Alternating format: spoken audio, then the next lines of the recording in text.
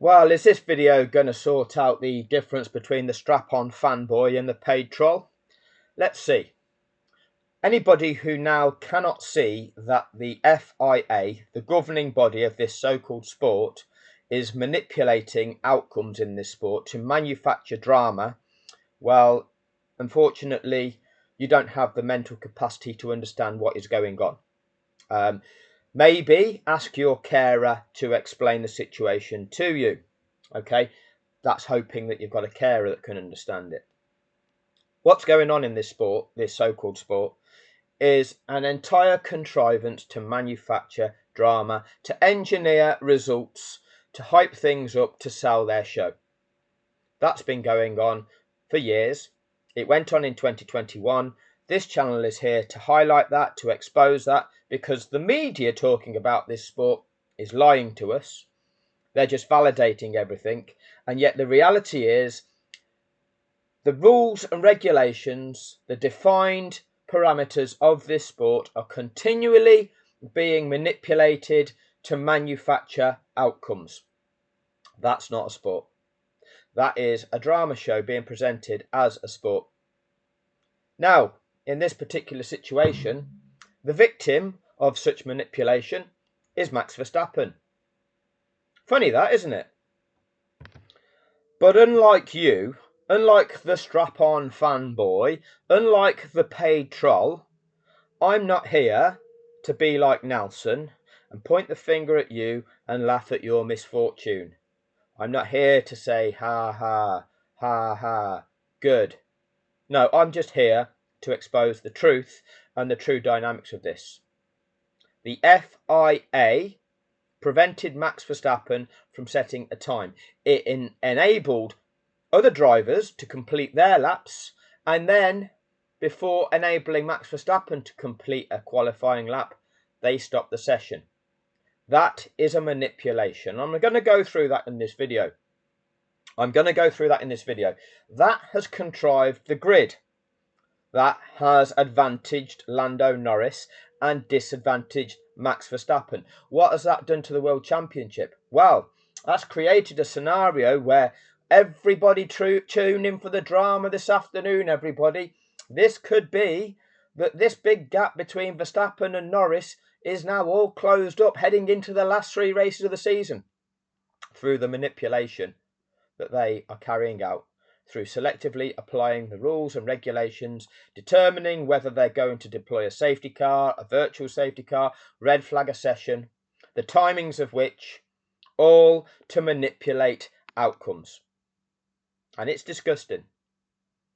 And those people that come here, those people that want to project that we are crying, we are just blindly supporting one driver. It's not about that. It's about standing up for what is right in this world. And if you can't see it, then you're the problem. Within every single one of us, there exists the ability, I can't think of a better word, but there is the ability to do good and the ability to do bad. There is the good. You could remove one of the letters from that. And there is the devil. And it's down to each and every one of us to see who wins that internal struggle as to then how you conduct yourself in this world. Because each of us are capable of that.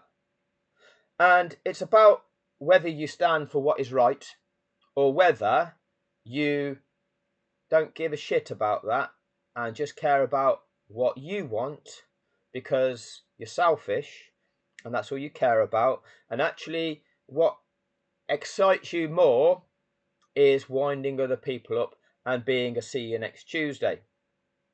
That's not what this channel's about.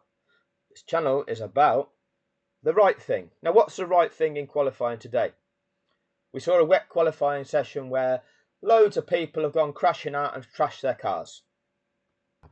We can look at the qualifying grid. Lando Norris, George Russell, and then we've got Yuki Tsunoda in an RB in 3rd place. Now, what's that all about? Esteban Ocon, Alpine, 4. This is entirely unusual, isn't it? As we know, it's not normal. We come down. Alex Albon in 7th has trashed his car. Are they going to be able to rebuild that in time? If they do rebuild it, will that car have to start from the pit lane? Will they have to take grid penalties for changing components in that car? So we've got Albon, where that car needs a full rebuild. Alonso, the car will need a full rebuild. Stroll, the car will need a full rebuild. You come down here. Sainz, the car's going to need a full rebuild. And then we come down, I don't know about Gasly. I think you're going down to Colapinto. So you're talking there at least 4 cars out of that running order that could well easily start from the pit lane or have to start from the back of the grid due to having to have new components in them. That's if they can get rebuilt in time to make the Grand Prix start.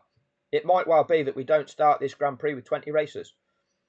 In which case, all of these positions, I say all of them, those that are below them 4 cars, could well easily move up 4 places. You could see Hamilton starting from somewhere like P11. It could happen. You could see, therefore, Max Verstappen starting from P13. It could happen. Okay? We don't know that yet. But what happened in the qualifying session was that Lance Stroll spun his car out, went into the tyre barriers. They enabled some of the cars that were out on track to complete a lap, enabling them to break into the top 10 at the expense of other cars, dropping some of the cars into the elimination zone. And then at some point, whilst other cars were on their faster lap, trying to set a time, they then red flagged the race. They red flagged the qualifying session. So they've enabled some drivers to complete their faster lap and they've stopped other drivers. That's a manipulation. The facts of the matter are, you use a red flag to intervene on the grounds of safety. Was Lance Stroll's situation a red flag event? Yes, it was. When do you wave that red flag? Well, you do one of 2 things. You do it as quickly as possible, or you determine, well, what has actually happened is, where around the lap has this incident taken place? Who is going to be affected by that location? And how can we deal with this in a way that minimises the disruption? So first and foremost, Lance Stroll crashes. Is Lance Stroll okay? That's number 1 priority. Lance Stroll is clearly okay. He's communicated he's okay. He's trying to drive his car. Unlike Nicholas Latifi at Abu Dhabi 2021, where he just sticks it into the wall and turns the engine off, Lance Stroll, with a trash car, when you can see the rear wheel just at a completely different angle to everything else, Lance Stroll, see if his car can drive. Doesn't just switch the engine off. That's strange, isn't it? Or, no, that's the normal thing to do. That's a normal thing to do. Anyway, Lance Stroll, is he okay? Yes, he is. Okay, so first and foremost, you don't have to deploy the medical car initially. It's not a situation where somebody's life is in peril. So that's number 1 ticked off. That reduces the urgency to throw the red flag. Number 2, can he get going again? Do we actually need to stop the session? And you can look at that situation. No, that wheel is trashed on the car. He's not going to be able to move it very far. That car's going to need recovering. We're going to need to put a crane on track. The conditions are such that there's that much rain. These cars are struggling to stay on the track.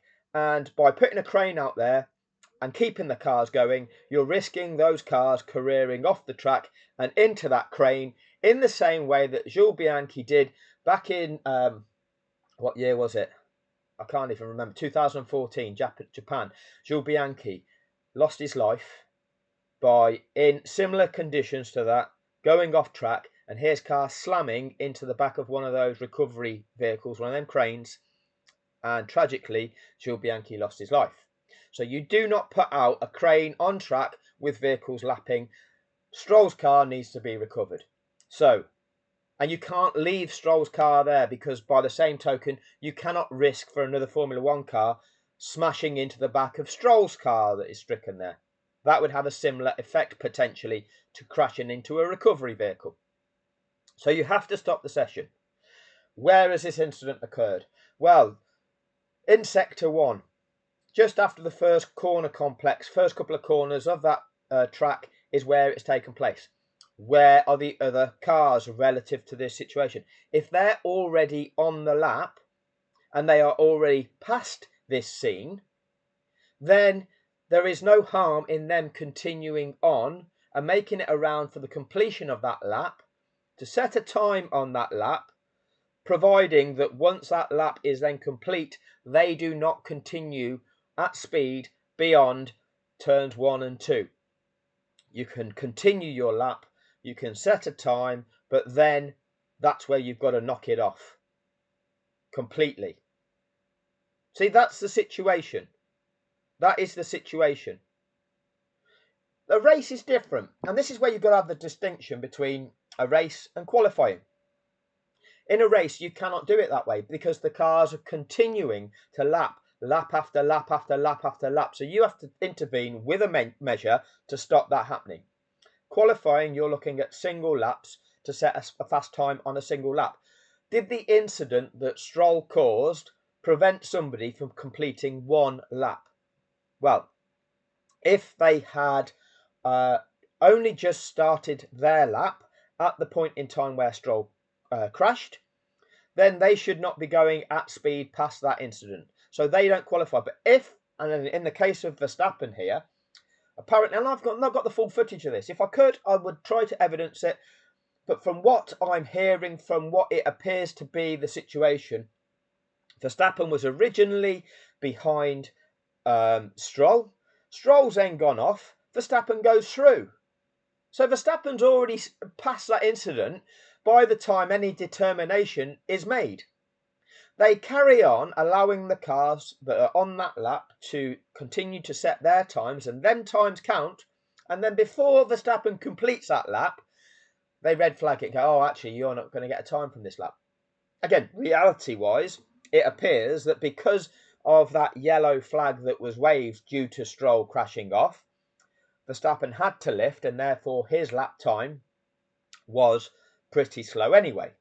Okay, so it may well have been that that particular lap that he was denied a time on may not have been quick enough anyway. But the fact is, they prevented him from setting that lap time. And that is a manipulation of when you choose to throw the red flag to enable some drivers to set a time and yet deny other drivers. That is a manipulation. That is a conscious decision that you can clearly identify the consequences of what you are choosing to do. And that's wrong. That is wrong. So, this is the governing body of the sport. Selectively applying rules and regulations, selectively deciding when to carry out its acts to achieve certain endings. It's a contrivance. Now, what are we going to see in the Grand Prix? Who knows? If the weather conditions are anything like what we've just seen in qualifying, which drivers have the capability of keeping their car on the track? Who knows? And this is the problem. The Nelsons of this world. And let's go back to the picture, because I know some of you, a picture tells 1,000 words, and unless you can see the flashing image in the picture, you're switched off already. Move on already.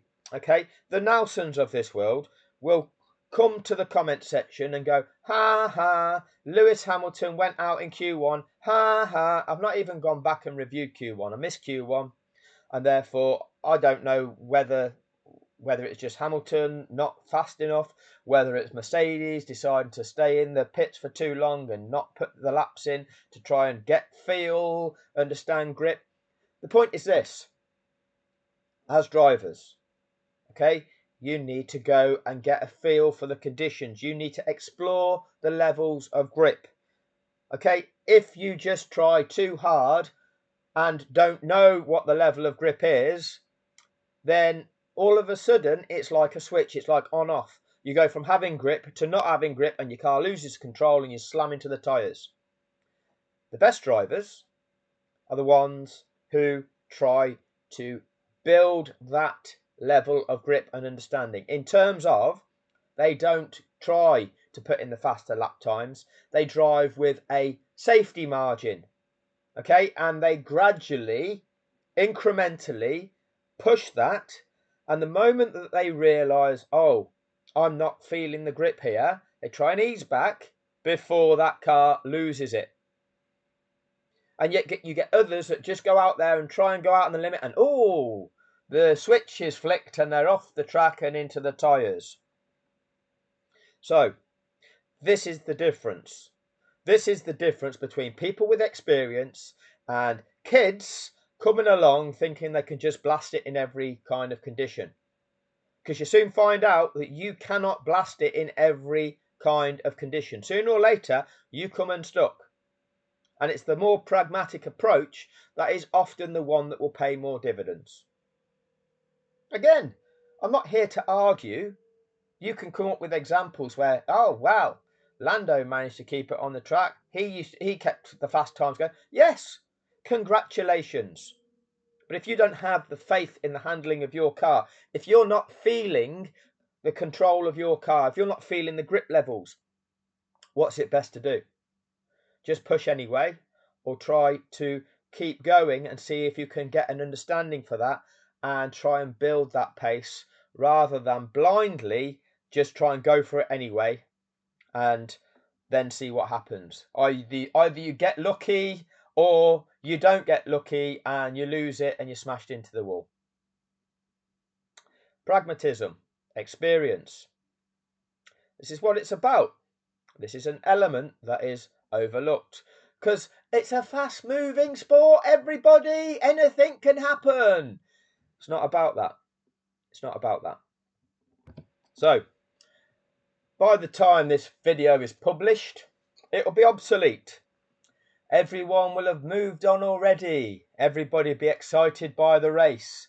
There'll be more controversy, more drama in the race. The next talking point, the next thing to divert people's attention, the next thing for people to argue about. Everybody's arguing all the time. Nothing is resolved. The problem doesn't go away. A solution isn't found. People are still angry. People are still throwing abuse at each other, insults at each other. People are still outraged. People are still engaged in the fight. People are still clicking on the social media articles. Who's caused all that? Who has caused all that? Because if we've got a governing body that was applying the rules consistently, then that controversy would not be there. The outrage that now the Max Verstappen fans will rightly have, because their favourite competitor that they support was denied the opportunity of setting a time. Well, that's a valid outrage. The trouble is, those people tend to be the people that allow the devil within them to be the ruling force. Because their favourite displays those characteristics, and therefore the type of person that idolises him and values him is somebody that also, that characteristic within them is the dominant characteristic. Those that dislike Max Verstappen tend to be the people where the good within them often defeats the bad within them, and so they stand for what is good, and therefore they dislike the negative traits that Max Verstappen displays. This is all part of the dynamic, isn't it? This is what the sport has done. This is how it tribalizes people. This is how it creates conflict, and how it fuels that conflict is through the application of the rules, through the governing body manipulating things to cause this. It causes the conflict. It creates the drama. It creates this notion of a tight title battle. We saw it in 2021. We're seeing it again, and it's going to be constant. That is not pure, authentic sport. I don't care what anybody says. It is not authentic sport. It's a bastardized kind of drama that is designed to incite people, to get people's eyes on it. That's all it is. It's filthy. So the strap-on fanboy. Today, you feel aggrieved. Today, you feel that your favourite competitor has been denied the opportunity to be on perhaps the front row of the grid. Like I say, he may not have got on there anyway because his lap appeared to be compromised by the fact that he was behind Stroll at the point in time Stroll crashed, therefore would have experienced yellows, would have had to lift off, and therefore was on a slower lap than he would have been capable of. I'm not talking about Lewis Hamilton at the moment. Lewis Hamilton's already out. I can cope with that. I can deal with the fact that Lewis Hamilton was out of that qualifying session and wasn't capable of setting a fast enough time. I'm not going into the details of that yet. That's for maybe something else. Maybe I won't even bother. It's irrelevant. The thing that is relevant is the governing body has seen an incident and then chooses how to respond to it. And what it has done, it has enabled certain drivers to continue on their laps to set a time, which has knocked other drivers out of that top 10, rather than freeze those timings at the times that they were at the time of the incident. No, it's enabled some drivers to continue on to knock other drivers out. And then it has made sure that other drivers were not allowed to do the same. That's a manipulation. So if you're on the receiving end of that, it doesn't feel good, does it? It doesn't feel good of the sport doing something to deny your favourite of something that you think that they should have the opportunity to do. Strange that, isn't it? But you see, when your driver was the beneficiary, you become Nelson. You come to the comments section to tell us, ha ha, ha ha, move on already, get over it, ha ha. See, it's not about that, is it? It's about what's right. It's about what's right, and it's about what is good. It's about what's good, because it's right. So, many of us, of the over 8,000 people that are now subscribed to this channel, over 7,500 of them are good. That's how it goes, isn't it? Good people with the right intentions the majority of the time. Doesn't mean that we don't have it within us to release the fury. Okay, doesn't mean that we don't. We've just got that under voluntary control, as Dr. Jordan Peterson would say. Yeah, we too could release the monster if we so chose to. We just choose not to. We choose not to be the see you next Tuesday that the strap-on fanboy and the paid troll that comes here chooses to be. That's who you are. It's who you are. And it knows who you are. And that's why it presents Max Verstappen to you as your idol to follow. And you do. But now you feel a sense of injustice. What am I saying about it? Am I saying, ha ha, ha ha? I'm not, am I? I'm saying it's wrong. Why am I saying it's wrong? It's because it's wrong, isn't it? It's wrong. So, if this is wrong, why can't you recognise that what took place in 2021 was wrong? Why are you still arguing for that? Why are you trying to still argue that, oh, the rules don't mean what the rules are? Oh, because you will. But like I say, this video is going to sort that out. It's going to sort out the strap-on fanboy. It's just the child that supports their favourite driver that might be able to understand a bit from this. From those that will, regardless of what is being said, regardless from any video, will come here with their negativity.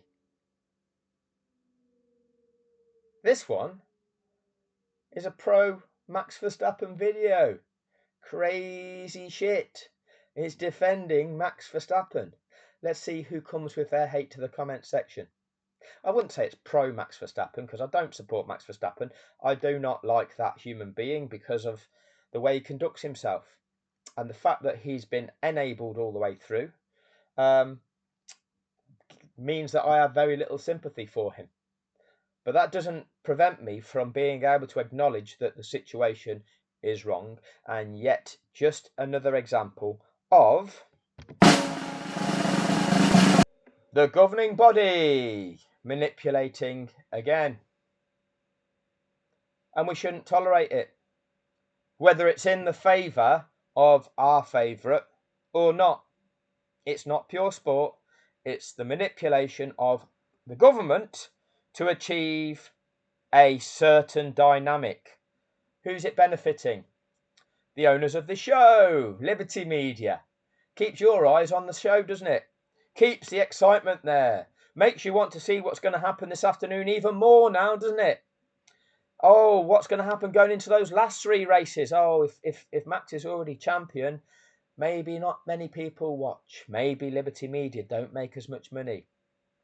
So let's use the government to change the rules, to set up a situation that keeps people spending the money so that Liberty Media gain and all of the teams gain. Who are the people that are being abused in the situation? Who are the people that are being lied to? Who are the people that are being taken advantage of? Who's making the money? Start asking those questions. That'll do on this one. Thanks for your time.